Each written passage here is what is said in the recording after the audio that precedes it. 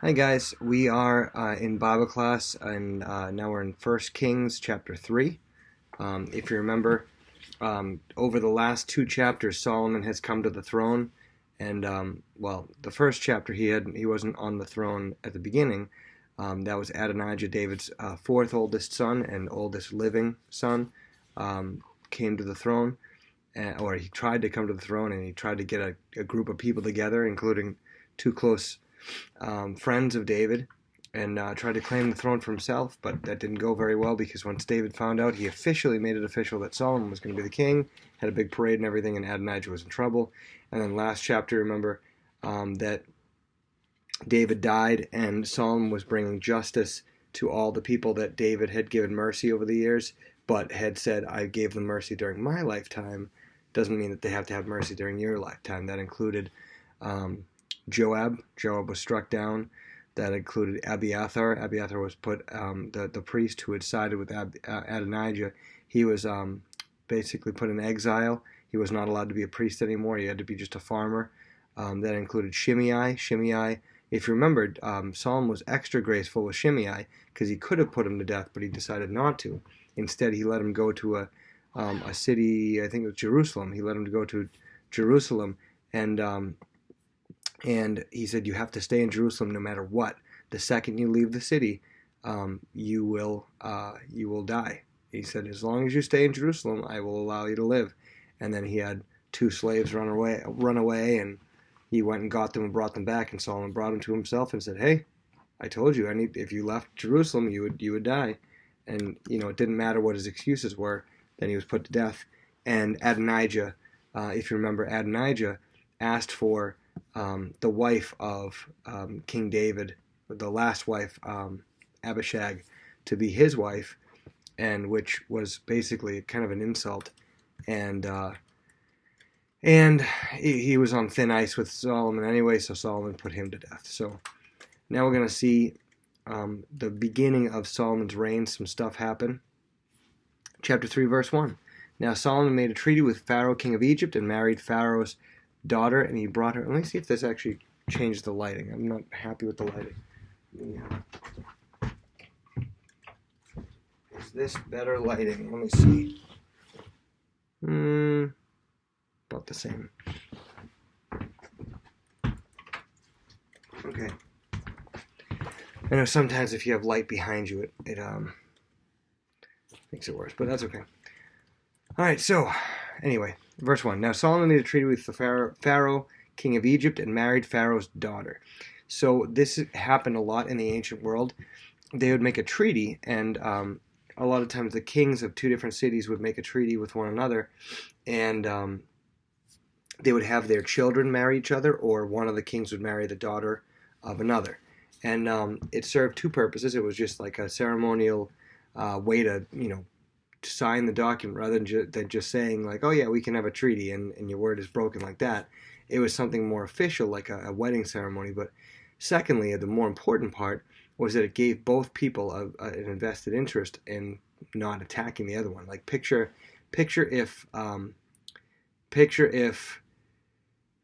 Caleb and Andrew, you are kings of two different nations, okay? And you have children. Caleb, you have a daughter, and Andrew, you have a son. And you guys agree to have your children marry one another, okay? Your children marry one another. And so now Andrew has his son, Prince whatever, married Caleb's daughter, Princess whatever, and they're living in Andrew's land. And so it keeps them from wanting to attack one another because Caleb's not going to want to attack Andrew because his daughter lives there, right? And Andrew's not going to want to attack Caleb because that's his daughter-in-law's people. And so they're less likely to want to attack one another. It was a very common thing.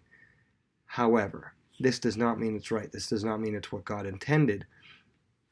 Because Solomon at this point in time, we know he's actually already married. And how we know this is because he reigned for 40 years. He's going to be king for 40 years. And we know that when he dies, his oldest son, Rehoboam, is 41. So that means that Rehoboam was born a year before he became king, which obviously he's already king now when he marries this lady from Egypt. So he's already had a wife, and we've talked about that before with David and with a bunch of other people. It's never a good thing. And it was accepted in the ancient world, but it was never a good thing for people to do, and it didn't really end well. We know that Solomon is actually going to have hundreds and hundreds of wives, and they're all gonna pull him away from his relationship with God, and you're gonna see throughout First Kings that he gets drawn away, and at the end of his life he kind of realizes, what have I done? But we're not there yet. I'm getting ahead of myself. Verse 2. Meanwhile, the people sacrificed at the high places because there was no house built for the name of the Lord until those days. So this is kind of a tricky thing. So they were told specifically not to sacrifice in the high places. Not that there's anything wrong with, going and singing a praise song on a hill or something, but it was the way that the pagans did their worship, did their sacrifices, and it was where they did it. So God wanted there to be a difference between the way that the Israelites did their worship and the way that the pagans did. So he said, whatever they're doing, I want you to do it differently. However, there was no temple built in these days. There was no centralized location to do sacrifices. So the people usually just did sacrifices in, they built kind of their own altars, and they typically would build them on hills because that's just generally the thing that would happen. And so it's kind of one of those things where it's not great to do at this point in time, but it's not like a horrible thing that God is condemning them on. But it's just something that's maybe not the best way to do it.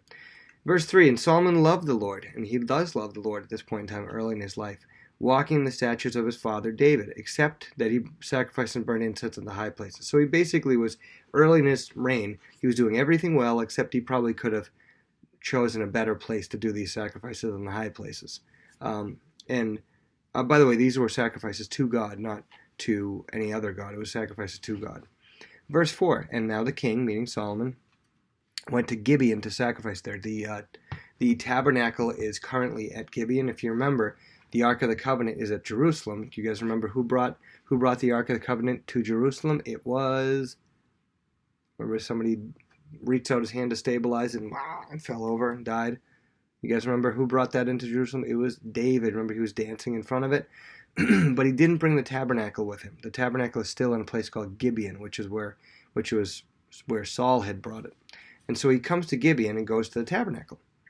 Remember, the tabernacle is different than the temple. A tabernacle is a tent. Temple is a building. And so it was a great high place there. It was a great place to do a sacrifice. Was at the tabernacle. And it said Solomon offered 1,000 burnt offerings on that altar. You can see that he just has an abundance of wealth.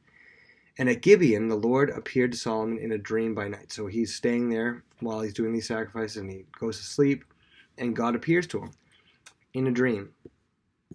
And he says in verse 5, ask, what shall I give you? He gives him an offer, basically like one wish. You can pick whatever you want, you can have it. And that's pretty incredible.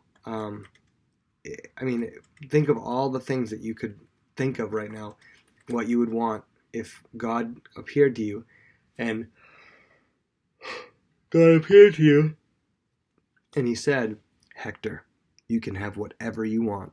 One thing, make your wish right now. And you might be like a dirt bike or something like that, or a trip, a free passage to Disney World anytime I want, or a plane or something like that. You might pick all these things.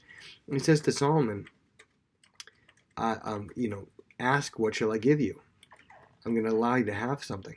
And Solomon says to him, you have shown great mercy to your servant David my father, because he walked before you in truth and righteousness and in uprightness of heart with you. And you have continued this great kindness for him, and you have given him a son to sit on his throne, as it is this day. And again, this is a really great thing a great way to start prayer, a great thing to look at and take as an example of when you're starting to pray, when you're starting to address God. It's great to recognize what he's done for you in the past, because what it does, it gives you a spirit of thankfulness, a perspective of thankfulness, instead of just coming to God all the time and saying, God, I want this and I want that and I want this and I want that. But instead, you come to him and you think about the things that he's done for you, and because it gives you perspective. we sometimes need perspective. Perspective can be a really powerful thing. If you don't know what perspective is, it's the way that your mind thinks about things in regards to other things. For instance, if we say something like, my life is horrible. I wanted 5 presents for my birthday and I only got 4. My life is the worst. I hate everything. If that's obviously a very selfish perspective, but then if you think about kids in third world countries who don't have anything, who would be glad to have 1 present throughout their whole life rather than just 5 on their birthday.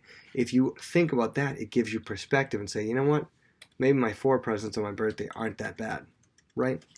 And so when we pray and we start with talking about what God has done for us, the positive things that He's done for us, as Solomon does here, it can give you great perspective and really bring humility, and because it diminishes what we've done, any accomplishment that we've done, it brings up all the things that God has done. And so he said, all these, you've done all these things for my father. And also, this is a testament to David too. Think about this. The only way that Solomon knows that God has shown mercy to David, that God helped David walk before him in truth and righteousness, uprightness of heart, is that number one, David probably told Solomon that it was important that he trust in God, and number two, that Solomon saw it in David's life.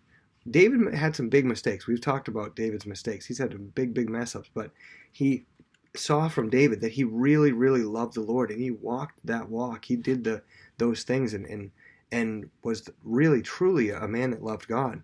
And that was evident now in Solomon. And so in verse 7 he says, "Now, O Lord my God, you have made your servant king instead of my father David, but I am a little child. I do not know how to go out or come in."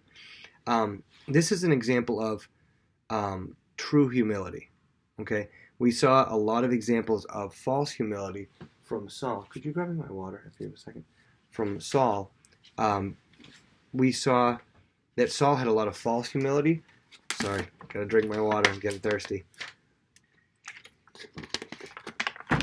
Saul had a lot of false humility, and you can tell what false humility is because it usually takes the form of pitying yourself, or it takes the form of being defensive when you find out that you get in trouble. It's false humility. Or it takes the form of explaining that you are making yourself low in order for somebody else to pick yourself up. Like, for instance, if I were to say something like, I made this painting.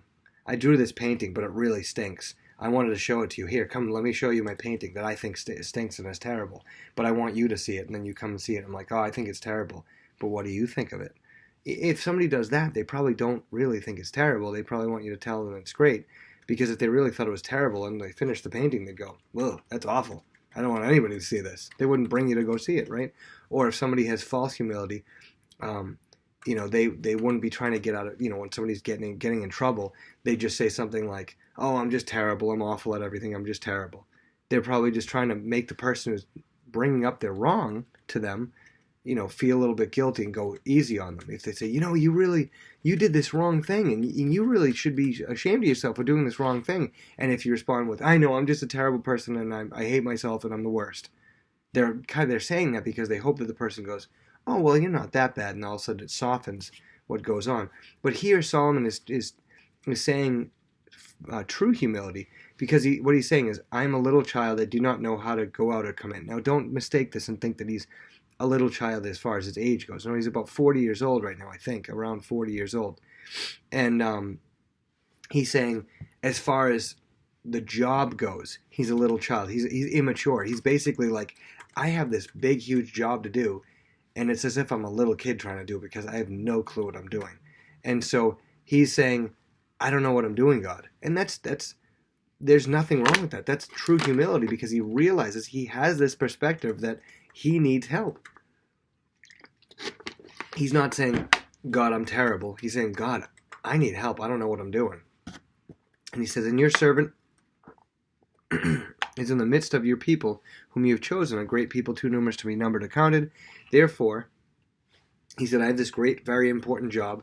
You've given me this whole job. I have no idea what I'm doing. Verse 9, therefore, give your servant an understanding heart to judge your people, that I may discern between good and evil. For who is able to judge this great people of yours? And so he says, God, you're asking me what I want. Well, I have this really important job that you gave me. You said you want me to be king. I feel like I don't know enough about being king. So what I want is to do the job that you gave me the best I possibly could do it. He said, I want to have an understanding heart. This is actually the word understanding here. It translates, could also be translating hearing. First of all, we think of understanding as coming from the brain, right? We think of understanding, and that makes sense to have an understanding brain, but also having an understanding heart. That would bring understanding, which is what you think about, together with your emotions and be able to feel those emotions and feel those feelings and have compassion on people, but also be rational. But also the word understanding here could be translating hearing. So you could hear and hear what God speaks to him, that he wants to have a heart that is able to hear from God and make judgments about what to do. And this is really the most important thing for a king to be, is to make good judgments. We're going to see later on his son Rehoboam makes a couple of really, really bad judgments that ends up leading to some really bad things going on. But he wants to be able to make good choices and wise choices. And it says that in verse 10, the speech pleased the Lord, that Solomon had asked this thing. God was happy. It was a good thing that Solomon asked for. It would be like, a parent brings their child to the store, and a parent says to their child, you know what? You've been such a good boy lately. I'm going to let you buy whatever you want. You can pick anything out in this store, and you can get anything you want. And the child turns to the parent and says, you know what? You know me. I can sometimes make really bad choices. I can sometimes choose things that I'm not going to like as much, and I might like for 2 seconds, but then I don't like it anymore. And they say to the parent, could you pick something? You know things better than me. You know me better than I know myself. Can you pick out something that you think I'll enjoy? And I'm just going to trust you on it. That would probably touch the parent's heart and have the parent say, wow, that was really kind of them. Or even if they say, I want to get something for my brother or something, something that isn't a selfish desire. And so what Solomon has here is he doesn't ask for riches. He doesn't ask for things for himself, stuff. He asks for basically to be able to do what God wants him to do in a better way.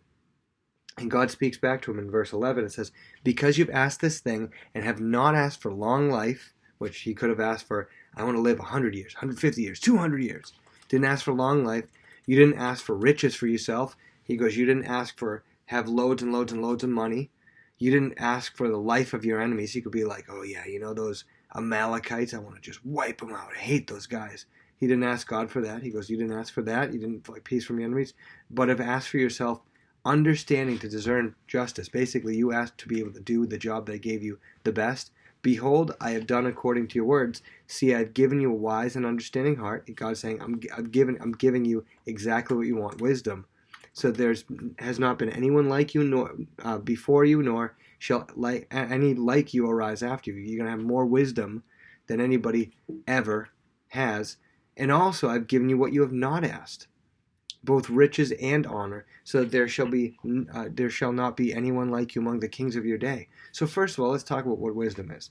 He gives him wisdom. He asks for wisdom. He gives him wisdom. What is wisdom? Wisdom is different from knowledge, okay?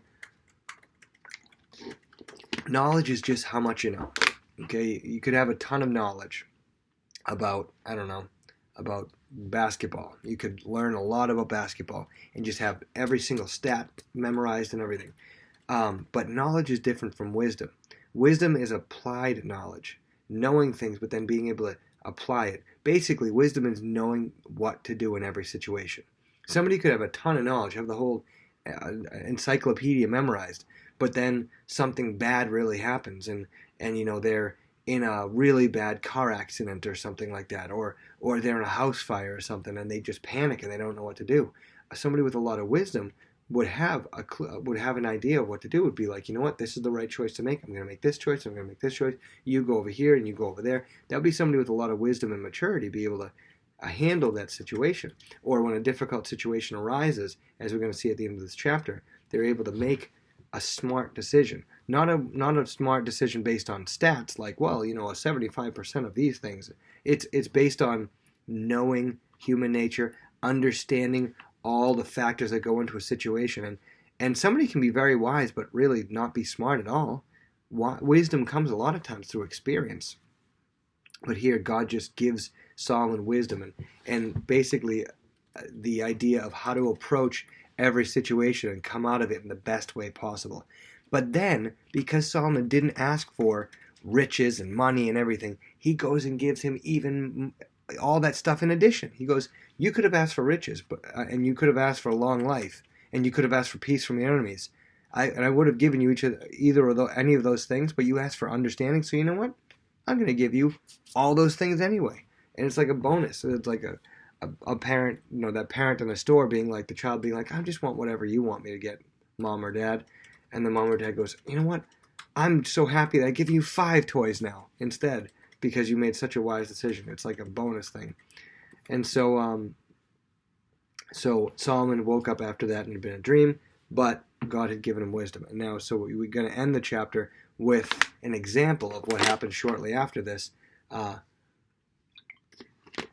Solomon's wisdom. And in verses 16 and on, 2 women actually come to Solomon. And there's this big dilemma. And remember, I had mentioned before, one of the king's jobs was to make judgments. Sometimes people would go to the elders of the city or the people that were in charge of different situations, and they would bring them a problem, and they would try to solve it. If it was a difficult problem to figure out, they would kind of work it out between them. But if it was too difficult, they'd send it to the next person. The next person eventually would go up the line, and if nobody could solve it, the king would end up solving it. And so here the king solves this very, very tricky case, and everybody are listening in to hear what he says. So these 2 women come, and they say that they both live in the same house. I'm assuming probably in the same room or something because of the situation. And they both have little tiny babies. They have little babies, probably give birth around the same time, and the babies are only a couple of days old. Well, in the middle of the night, one of the babies unfortunately dies. And so that they're explaining what happened. And so one of the babies dies, and the mom of this is by the way, this is what one of the ladies is claiming. She said, that lady over there, her son died in the middle of the night, and she went and switched the babies, and she took my live baby and put the baby who died on my bed, and claimed when I woke up in the morning and I saw the baby, she claimed it was my baby that died, and that she took my alive baby away from me. And so and the other mom said, no, this is my baby. She had that baby that had died. And a mom would know what her baby looks like. So obviously there's weight to what this woman is saying. But it's one of those situations that's basically one woman's word against another. Because one woman is saying, this baby is mine, and the other woman's saying, no, this baby's mine. And so they're both saying, it's mine, it's mine, it's mine, it's mine. And all the elders who I'm assuming had heard it, said, I don't know what to do, because how can I tell? This woman says the baby's hers, this woman says the baby's hers. How do I figure this out? Am I just supposed to pick one? I mean, it's one of those situations, again, one person saying one thing, one person saying another. You have to dig deeper, right? Sometimes as a teacher, we deal with this. One person saying that, he threw the ball out the window. No, he threw the ball out the window. They're both saying 2 different things. And sometimes you have to dig a little deeper and ask questions. But Solomon comes up with a very peculiar response. And so he says to them, okay, so you say it's your baby. Mm-hmm. And you say it's your baby. Mm-hmm. All right, so I think the only way to solve this is if one of you guys gets me a sword, I'll just chop the baby in half and give each one of you guys each a piece. Does that make sense? And I'm sure everybody in the courtroom was like, what? What did you say? And they were like, because this sounds like something that was just completely terrible and awful. And, wow, you cut a baby in half and give each one of them half a baby. That doesn't make any sense at all. But the first woman, the woman who brought the complaint that's accusing the woman of switching the babies, she all of a sudden speaks up in verse 23. Verse 22, and she says, no, verse 26. She said, no, don't do that. Just give her the baby. She can have the baby.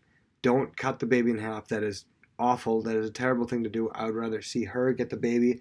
I will get rid of my complaint. You don't need to hear the complaint anymore. We'll just go back. She can have it. I don't want to see anything happen to the baby. This woman. And so Solomon says, I know who it is. This woman who says give the baby away, give the baby to her. The woman who doesn't want to see the baby get cut in half.